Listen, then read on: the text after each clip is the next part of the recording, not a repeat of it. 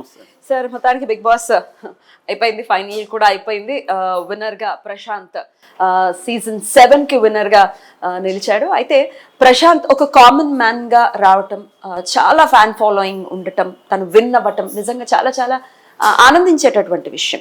So అసలు తన గురించి ఒకసారి తెలుసుకుంటే, రైతు బిడ్డగా అందరికీ తెలిసినటువంటి ప్రశాంత్ అసలు ఎవరు? నిజానికి ఈ మొత్తం ఈ బిగ్ బాస్ 7 సీజన్లో చెప్పుకోదగిన విషయం వచ్చి ప్రశాంతే అని చెప్పుకోవచ్చు అండి. మిగతా వాళ్ళందరూ దాదాపు ఎంతో కొంత బయట ప్రపంచానికి ఆల్రెడీ తెలిసిన వాళ్ళు. ఇతను ఒక్కడే కామన్ మ్యాన్. ఇతను యూట్యూబర్గా కొంతవరకు పాపులర్ అయ్యాడు, బట్ బిగ్గర్ వరల్డ్కి తెలియదు అతను. రెండవది, అతను వచ్చినప్పుడు కూడా అతను త్వరగానే వెళ్ళిపోతాడు, ఇతను ఎక్కువ రోజులు ఉండడు అన్న అభిప్రాయమే క్రియేట్ అయింది. దానికి ఒక కారణం ఏంటంటే, హౌస్ మేట్స్ అంతా కూడా అతని పట్ల ఒక నెగిటివ్ యాటిట్యూడ్ని కలిగి ఉన్నారు. ముఖ్యంగా రతిక విషయంలో అతను కూడా కొన్ని తప్పులు చేశాడు. అమ్మాయి చుట్టూ తిరగడం అదంతా చేయడం వల్ల కొంత నెగిటివ్ వచ్చింది అతనికి కూడా. ఇన్నోసెన్స్ కూడా బయటపడింది కదా సార్. ఇన్నోసెన్స్ బయటపడినా కూడా అక్కడ ఉండాల్సిన వ్యవహారం వేరు, అమ్మాయితో ఉండడం అనేది అమ్మాయి కూడా కొంత ఎక్స్పోజ్ చేసింది. దాంతో వీళ్ళందరూ టీమ్గా ఫామ్ అయిపోయారు. ఫామ్ అయిపోయి అతనికి బాగా నెగిటివ్ ఇదైతే వచ్చింది. ఒక 5 వారాల వరకు అది ఉన్నిందండి. దాని తర్వాత అతనికి కూడా అర్థమైంది సిచ్యువేషన్. అర్థమయ్యేసి ఇంకా ఆమె అక్కని పిలవడం మొదలుపెట్టాడు, ప్లేట్ ఫిరాయించాడు. తను కూడా తనేమి అంత ఇన్నోసెంట్ ఏం కాదు. కాకపోతే ఏంటంటే, ఇక్కడ గేమ్ని అర్థం చేసుకోవడానికి అతనికి టైం పట్టింది. ఆ టైంలో అతనికి అమర్దీప్ కానీ, ప్రియాంక జైన్ కానీ, తర్వాత శోభా శెట్టి కానీ, సందీప్, వీళ్ళందరూ కూడా, రతిక, వీళ్ళందరూ కూడా అతని మీద ఒక రకంగా టార్గెట్ చేశారు బాగా. దానివల్ల కూడా ప్లస్ అయింది అతనికి. ఎప్పుడైతే టార్గెట్ చేశారో సింపతి వచ్చింది. మధ్యలో ఇతను కన్నీళ్ళు పెట్టుకోవడం, శివాజీ ఒక్కడే కొంత అండగా నిలబడ్డాడు ఇతనికి. సో దానివల్ల అతను కూడా ఈ పెయిన్లో నుంచి అతను నేర్చుకున్నాడు. నిజానికి చాలా ఎవరైనా కూడా ఎక్స్పీరియన్స్లోంచి నేర్చుకుంటారు. నిజానికి అబ్బాయి అంతకుముందు కూడా అనేక సీజన్లు, అంతకుముందు జరిగిన 6 సీజన్లు కూడా విపరీతంగా వాచ్ చేశాడు. ఎందుకంటే అతని టార్గెట్టే బిగ్ బాస్లోకి కంటెస్టెంట్గా రావాలనేది జీవిత లక్ష్యం అతనికి. సో దానికోసం అతను ఫస్ట్లో టిక్ టాక్ చేసేవాడండి. టిక్ టాక్ స్టార్గా ఊర్లో పేరు తెచ్చుకున్నాడు. అయితే టిక్ టాక్ మూసేశారు. మూసేసిన తర్వాత అబ్బాయికి కష్టాలు స్టార్ట్ అయినాయి. టిక్ టాక్ అయితే ఏదో ఒక ఫోన్లో చేసేసేవాడు.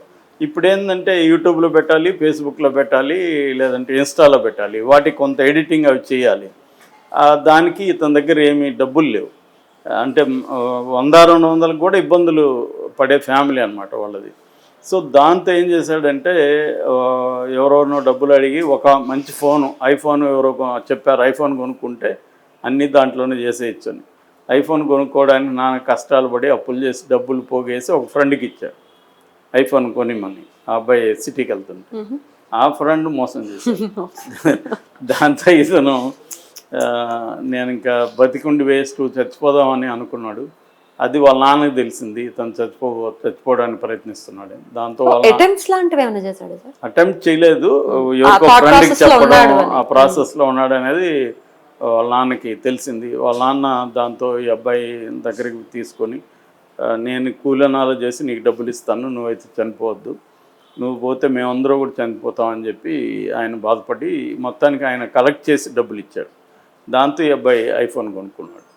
కొనుక్కొని ఇంకా అక్కడి నుంచి వీడియోలు పెట్టడం మొదలుపెట్టాడు. అది క్లిక్ అయింది. క్లిక్ అయినాక ఏమైందంటే, ఇతను ఒక్కడే చేయలేక ఫ్రెండ్స్తో కలిశాడు.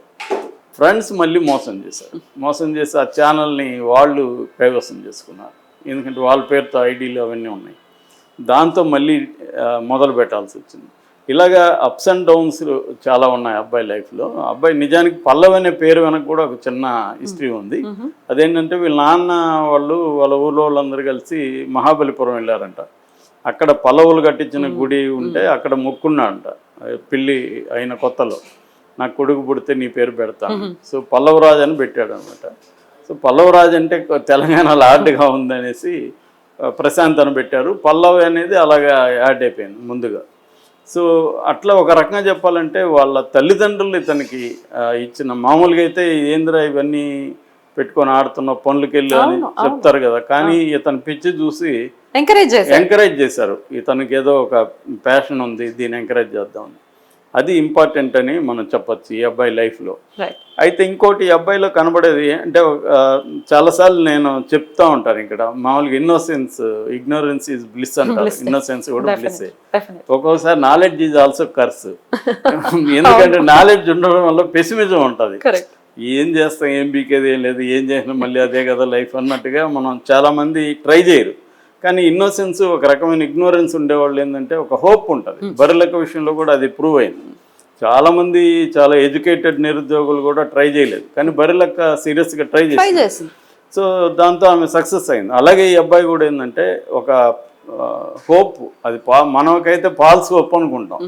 వీడు ఎక్కడ పల్లెలో ఉన్నాడు, వీడు ఏదో చిన్న వీడియోలు చేసుకుంటే వీడు బిగ్ బాస్కి ఎలా వెళ్తాడు అనేది అందరూ ఎగతాలు చేసేవాడు. కానీ ఇతను గోల్ బిగ్ బాసే. అందుకని అప్పుడప్పుడు వాళ్ళ నాన్న దగ్గర ఒక 500 అప్పు చేసి తీసుకొని ఇక్కడికి వచ్చి ఈ అన్నపూర్ణ గేట్ల దగ్గర ఉండి ఒక్కసారి చూసేసి వస్తాను. ఒక సీజన్ లో కూర్చొని ఆడియన్స్ లో కూడా కూర్చున్నాడు. అలా ఇక్కడే తిరిగేవాడు. సీజన్ అయ్యేంత వరకు ఎవరినోహను పట్టుకొని ఫ్రంట్ రూమ్లో ఉంటూ ఇక్కడే ఉండేవాడు. అంత పిచ్ అనమాట.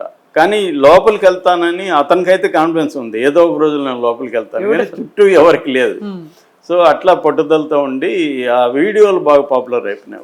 పర్టికులర్గా ఒక వీడియో, నేను ఇట్లా బిగ్ బాస్కి వెళ్ళాలి అన్న వీడియో ఒకటి వైరల్ చేశారు విపరీతంగా ఫ్రెండ్స్. దాంతో అతనికి ఫ్యాన్స్ ఏర్పడ్డారు. అంటే లోకల్గా చుట్టుపక్కల ఉన్న వాళ్ళు అంత ఎంకరేజ్ చేయలేదు, కానీ బయట ఈ సోషల్ మీడియా ద్వారా పరిచయమైన వాళ్ళు బాగా ఎంకరేజ్ చేశారు. అలాగా ఇతన్ని టీం కూడా గుర్తించింది. మనకు బిగ్ బాస్ మన తెలుగులో ఉండే ఒక ఇంపార్టెంట్ క్యారెక్టరిస్టిక్ ఏంటంటే ప్రతిసారి కూడా ఒక మామూలు కామన్ పీపుల్ని తీసుకురావడం అనేది జరుగుతుంది. ఈవెన్ ట్రాన్స్జెండర్స్ని కూడా తీసుకొచ్చారు గతంలో, ప్రియాంక సింగ్. సో అదేంటంటే అందరినీ డబ్బు ఉండేవాళ్ళు లేకపోతే సెలబ్రిటీలనే కాకుండా డిఫరెంట్ కైండ్స్ ఆఫ్ వాళ్ళని తీసుకురావడం వల్ల ఒక దాని ఏమంటారు కంపిలేషన్ డిఫరెంట్గా ఉంది, composition. And that is the strategy of the show.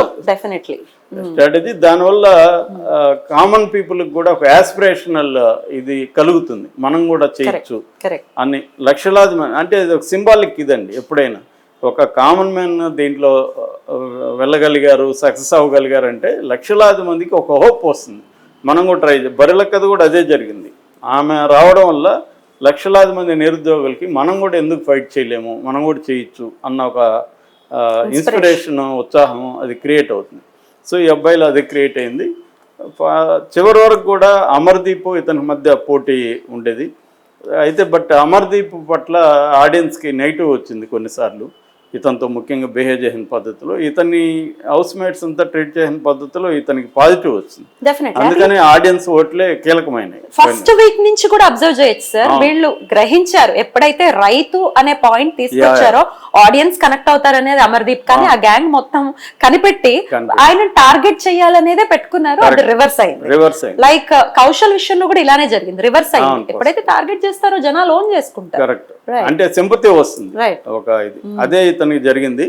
మొత్తంగా ఇతను యాక్చువల్గా డబ్బుల దగ్గర కూడా పాపం అతనికి అన్యాయం జరిగింది. యాక్చువల్గా ప్రైజ్ మనీ 50 లక్షలు ఇవ్వాలి, బట్ అతను అతను 15 లక్షలు తీసుకుని అతను వెళ్ళిపోవడంతో 35 మిగిలింది. ఆ 35లో కూడా ట్యాక్స్లు GST పోగా 17 లక్షలు మిగిలిందంట. దాంట్లో తర్వాత రెమ్యునరేషన్ పర్ డే 15,000 ఇచ్చారు. అది మొత్తంగా కలిసి ఒక 15,75,000 వచ్చింది. అందులో కూడా ట్యాక్స్ పోగా 8 lakhs వచ్చింది. ఓవరాల్గా 27 లక్షల వరకు ఇతనికి డబ్బులు వచ్చింది. ప్లస్ కారు, ప్లస్ జవ్ అలికాస్ వాళ్ళ ఇది గోల్డెన్ డైమండ్ నెక్లెస్. సో అది అంతా అది అన్ని పోతాయి. కారుకి సంబంధించి కూడా ఇవ్వాలి. అలాగా మొత్తానికైతే ఒక 40 లక్షల వరకు ఇతనికి వచ్చిందని చెప్పుకోవచ్చు. 40-45 lakhs. సో లాక్స్ అనేది కాకుండా ఇతనికి ఒక పబ్లిసిటీ ఇదంతా వచ్చింది కాబట్టి రేపు పొద్దున్న కెరియర్ కూడా అతనికి బిల్డప్ అయ్యే అవకాశం ఉంది. అట్లాగే అమర్కి కూడా రవితేజ ఆల్రెడీ హామీ ఇచ్చాడు. ఎందుకంటే మొన్న ప్రమోషన్లో భాగంగా అతను వచ్చాడు కదా, ఇప్పుడు నాతో పాటు నెక్స్ట్ సినిమాలో ఇస్తానని. అలాగా బిగ్ బాస్లో చేసిన వాళ్ళకి చాలామందికి ఏదో ఒక స్థాయిలో తర్వాత కూడా లైఫ్లో వాళ్ళకి చాయిసెస్ దొరుకుతాయి. సో ఆ రకంగా ఇదైంది. బట్ ఈ గ్రాండ్ ఫినాల్ సందర్భంగా కొంత ఇబ్బంది వాతావరణం కూడా నెలకొంది. అది కూడా అన్వారంటెడ్ యాక్చువల్గా. దానికి వీళ్ళు రెడీగా లేనట్టు తెలుస్తుంది.